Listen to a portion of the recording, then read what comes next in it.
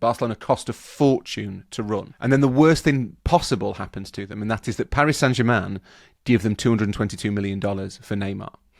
If you're sitting there thinking, Roger, you're smiling, so I can tell you're thinking, hang on, if someone gave me more than $200 million, that would solve most of my financial issues. And I agree, it would solve most of your financial issues, but not for Barcelona, because what Barcelona did was immediately go and spend all of that money on the worst players they could find. And the people involved have talked about this since, that Barcelona felt emasculated effectively by the fact that PSG had paid them so much money for Neymar. So they went and almost spent as much money as they could. They bought Ousmane Dembele for a vastly inflated price. They bought Philippe Coutinho for a vastly inflated price. They went and spent far more than they had, so that not long after they'd been given all of that money for Neymar, they'd spent all of it and plenty more besides.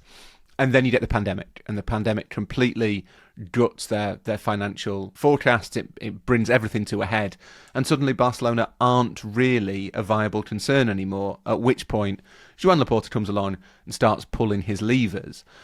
Whether it's worked or not is a really difficult question to answer. They did win the Spanish title. They do suddenly have quite a good team again. They look like a side that could go quite far in the Champions League, for example, and there is an argument that if they can find success on the pitch, then all of the economic stuff might fall into place outside it.